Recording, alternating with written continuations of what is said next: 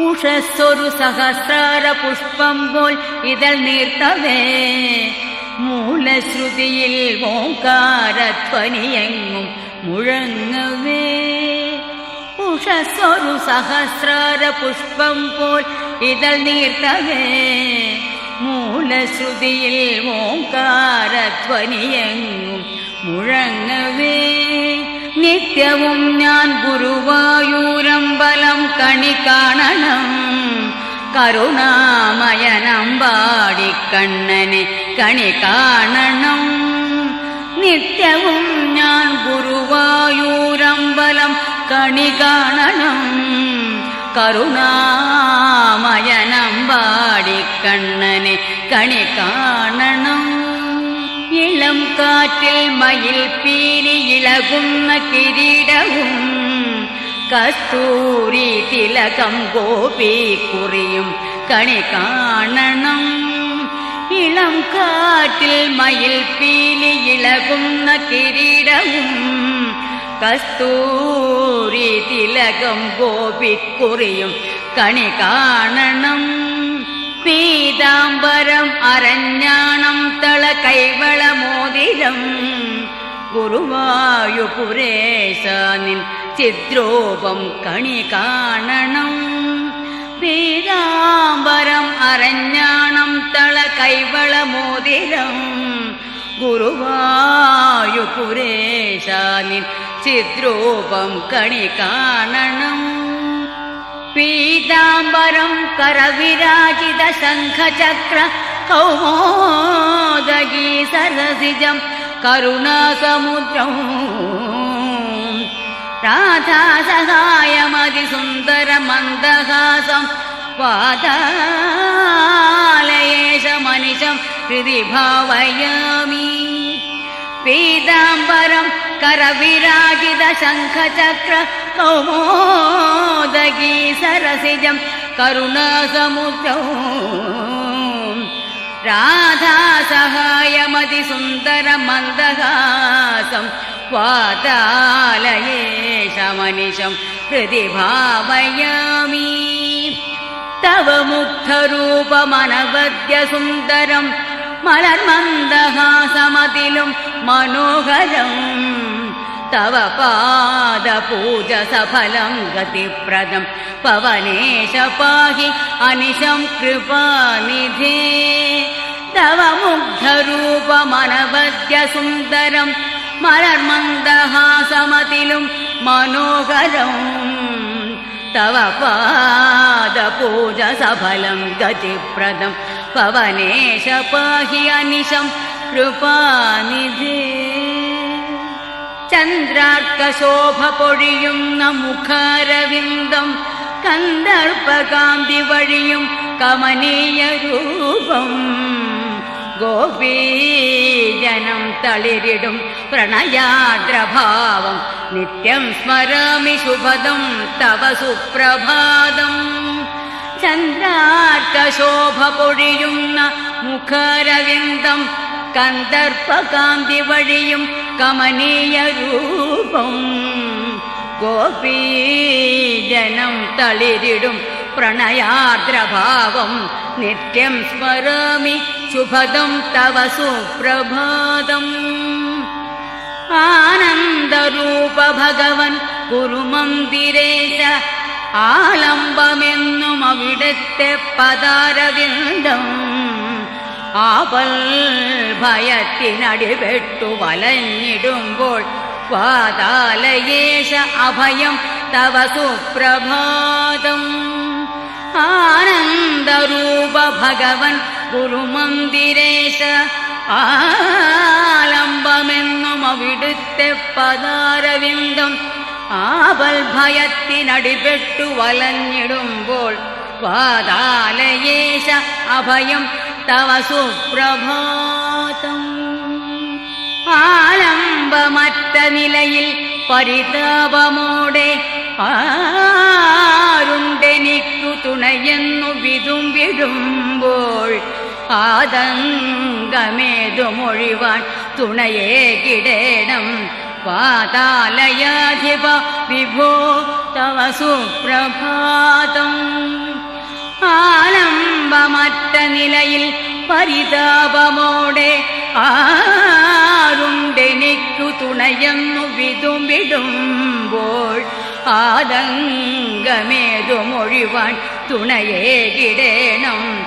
പാതാളയാധിപ വിഭോ തവ സുപ്രഭാതം. അജ്ഞാനമാം ഇരുൾ നിറഞ്ഞു പരന്നിടുമ്പോൾ വിജ്ഞാനമാം നറുനിലവൊളി കൈവരേണം. പാപത്രയം അകലുവാനുമെനിക്കു നിത്യം ഹേ മാരുദേശ തരണം കരുണാകടാക്ഷം. അജ്ഞാനമാം ഇരുൾ നിറഞ്ഞു പരന്നിടുമ്പോൾ വിജ്ഞാനമാം നറുനിലവൊളി കൈവരേണം. പാപത്രയം അകലുവാനുമെനിക്കു നിത്യം ഹേ മാരുദേശ തരണം കരുണാകടാക്ഷം. മോഹാന്ധകാര നദിയാകിയ ജീവിതത്തിൽ തീരത്തു കാണണമെനിക്കു കടമ്പു വൃക്ഷം. തൃപ്പാദമുദ്ര അതിലൊന്നു പതിഞ്ഞിടേണം. മുജ്ജന്മശാപദുരിതങ്ങൾ ഒഴിഞ്ഞിടേണം. ശ്രീവാസുദേവ വരദായക ദീനബന്ധോ ശ്രീനാഥ മാധവ ജനാർദ്ദന പുണ്യകീർത്തേ. വാതാദിരോഗശമനത്തിനിത പ്രണാമം. വാതാലയേശ്വര ഹരേ തവ സുപ്രഭാതം. ആർത്തന്നു സൽഗതി സദാ കരുണാകടാക്ഷം. പാർത്ഥന്നു സാരഥി ഹരേ നിജ സൗഹൃദാർത്ഥം. ഗോപീജനത്തിനുടയോർ ഹൃദയൈകചോരൻ. വാതാലയേശ്വര ഹരേ തവ സുപ്രഭാതം. ആർത്തന്നു സൽഗതി സദാ കരുണാകടാക്ഷം. പാർത്ഥന്നു സാരഥി ഹരേ നിജ സൗഹൃദാർത്ഥം. ഗോപീജനത്തിനുടയോർ ഹൃദയൈകചോരൻ. വാതാലയേശ്വര ഹരേ തവ സുപ്രഭാതം. ശ്രീകൃഷ്ണ മാധവ ഹരേ ഹരി ഓ മുരാരേ. ശ്രീനാരദാദി മുനിവന്ദ്യ ശരണ്യമൂർത്തേ. ദേവാദിദേവ പരിപാലയ ചക്രപാണേ. വാതാലയേശ്വര ഹരേ തവ സുപ്രഭാതം. ശ്രീകൃഷ്ണ മാധവ ഹരേ ഹരി ഓം മുരാരേ. ശ്രീനാരദാദി മുനിവന്ദ്യ ശരണ്യമൂർത്തേ. ദേവാദിദേവ പരിപാലയ ചക്രപാണേ. വാതാലയേശ്വര ഹരേ തവ സുപ്രഭാതം. സംസാര ദുഃഖ ശതമാർന്ന ജലപ്പരപ്പിൻ ആഴത്തിൽ ഞാനടിപെടാനിട വന്നിടുമ്പോൾ എൻ താമരയ്ക്കൊരു കരം തരണേ. അതിനെൻ ചന്താമരാക്ഷ തുടരാവു ഗജേന്ദ്രമോക്ഷം. സംസാര ദുഃഖ ശതമാർന്ന ജലപ്പരപ്പിൻ ആഴത്തിൽ ഞാനടിപെടാനിട വന്നിടുമ്പോൾ എൻ താമരയ്ക്കൊരു കരം തരണേ. അതിനെൻ ചന്താമരാക്ഷ തുടരാവു ഗജേന്ദ്രമോക്ഷം. ആനന്ദരൂപ ഭഗവൻ ഹരി ദീനബന്ധോ. കാണേണമെന്നും അവിടുത്തെ മുഖാരവിന്ദം. ആപൽ ഭയത്തിനടിപെട്ടു വലഞ്ഞിടുമ്പോൾ വാതാലയേശ അഭയം തവ സുപ്രഭാതം. ആനന്ദരൂപ ഭഗവൻ ഹരി ദീനബന്ധോ കാണേണമെന്നും അവിടുത്തെ മുഖാരവിന്ദം. ആപൽ ഭയത്തിനടിപെട്ടു വലഞ്ഞിടുമ്പോൾ വാതാലയേശ അഭയം തവ സുപ്രഭാതം. നാമം ജപിച്ചും ധ്യാനിച്ചും നിൽത്തൻ മനമൂന്നിയും നിൽക്കെ എന്നിൽ തുളുമ്പും നീ നിത്യാനന്ദമരന്തമായി. നാമം ജപിച്ചും ധ്യാനിച്ചും നിൽത്തൻ മനമൂന്നിയും നിൽക്കെ എന്നിൽ തുളുമ്പും നീ നിത്യാനന്ദമരന്തമായി. അർച്ചനം തർപ്പണം ധ്യാനം കീർത്തനാലാപനം ജപം ഭൂലോകവന്ദ്യം നിർമ്മാല്യ ദർശനം മോക്ഷകാരണം. അർച്ചനം തർപ്പണം ധ്യാനം കീർത്തനാലാപനം ജപം ഭൂലോകവന്ദ്യം നിർമ്മാല്യ ദർശനം മോക്ഷകാരണം. വാഗച്ചാർത്തിൻ അഭിഷേകതീർത്ഥം ദിവ്യൗഷധോപമം അമ്പിളിക്കുളിരാമാറിൽ അണിഞ്ഞ ഹരിചന്ദനം. വാഗച്ചാർത്തിൻ അഭിഷേകതീർത്ഥം ദിവ്യൗഷധോപമം അമ്പിളിക്കുളിരാമാറിൽ അണിഞ്ഞ ഹരിചന്ദനം. തരുണാരുണ ഭംഗിയെഴുന്ന മുഖത്തുണരും പ്രഭയും കളിപ്പുഞ്ചിരിയും മഴവിൽ കൊടി തന്നഴകിൽ വിലസും നറുപീലികളും മണികുണ്ടലവും. കണി കാണണമെന്നൊരു മോഹമതിന്നരുളിയിടുക നീ നിതരാം സുഹൃതം. കഥനങ്ങൾ കനത്തു പെരുത്തു വരുന്നളവിൽ ഗതിയേറ്റു തളർന്നിടവേ അലറുന്ന കടൽ തിരമാലകൾ പോൽ ദുരിതങ്ങൾ സദാ ഭയമേറ്റിടവേ അലിവായി പൊഴിയും മധുസൂദന നീ അകതാരിൽ മുദ മധുവാകണമേ. ഹരേ വാസുദേവ ഹരേ ഭക്തദാസ ഹരേ സുപ്രസാദ പ്രണാമം പ്രണാമം. ഹരേ രാസലീല വിലോല മുകുന്ദ ഹരേ ശ്രീനിവാസ സ്മരാമി സ്മരാമി. ഹരേ വാസുദേവ ഹരേ ഭക്തദാസ ഹരേ സുപ്രസാദ പ്രണാമം പ്രണാമം. ഹരേ രാസലീല വിലോല മുകുന്ദ ഹരേ ശ്രീനിവാസ സ്മരാമി സ്മരാമി. ഹരേ പത്മനാഭ ഹരേ വിശ്വരൂപ ഹരേ സുപ്രസന്ന പ്രസീദ പ്രസീദ. നമോ വാമനായ നമോ മാധവായ നമോ കേശവായ പ്രസീദ പ്രസീദ. ഹരേ പത്മനാഭ ഹരേ വിശ്വരൂപ ഹരേ സുപ്രസന്ന പ്രസീദ പ്രസീദ. നമോ വാമനായ നമോ മാധവായ നമോ കേശവായ പ്രസീദ പ്രസീദ. ഹരേ കൃഷ്ണ ഗോവിന്ദ നാരായണായ हरे वेणुगोपालगानैकलोला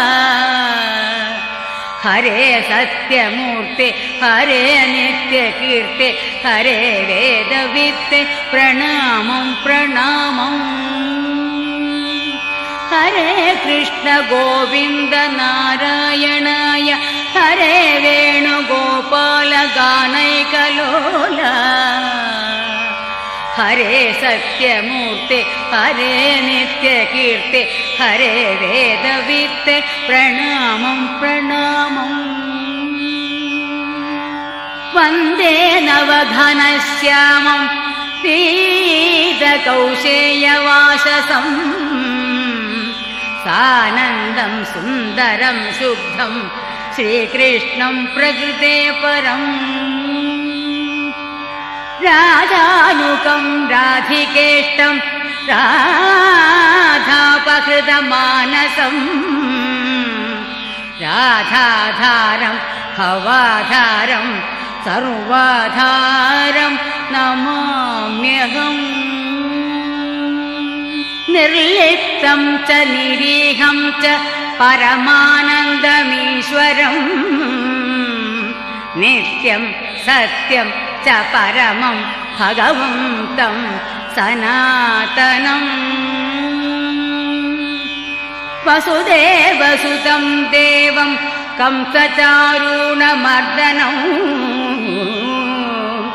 देवकी परमानन्दं कृष्णं वन्दे जगद्गुरुम् रुक्मिणी केळि संयुक्तं पीताम्बरसुशोभितम्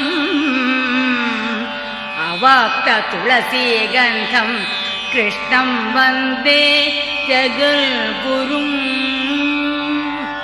श्रीवत्साङ्गं महोरस्कं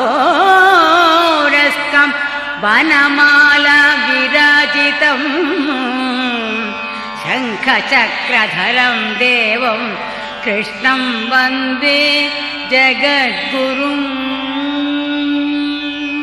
कृष्ण करोतु कल्याणं कंसकुञ्जरकेसरी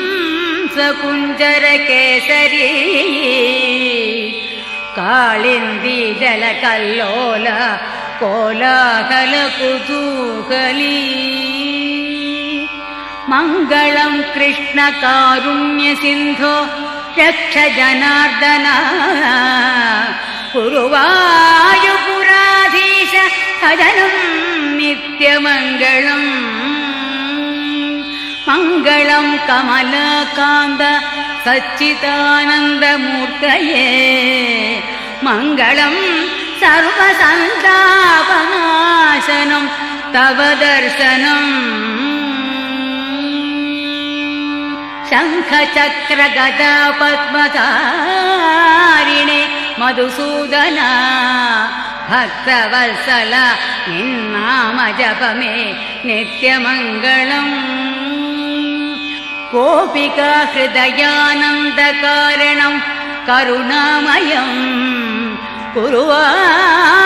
गुरुवायुपुराधीश प्रेमरूपाय मङ्गलम् अनुपमम् अप्रमेयम् आदिव्याधिहरं शिवं प्रह्लादप्रिय त्वल्पादभजनं नित्यमङ्गलम् नाम संकीर्तनालापं तापत्रय विनाशनम् अनन्वयं विश्वरूपदर्शनं नित्यमङ्गलम् मनोमोहनमां नेत्रं कारुण्यामृतनिर्भरम् अवर्ण्यसुन्दरं गात्रं विष्णुरूपाय मङ्गलम् प्रणवामृतमाधुर्यनिभृतं मुरलीरवौ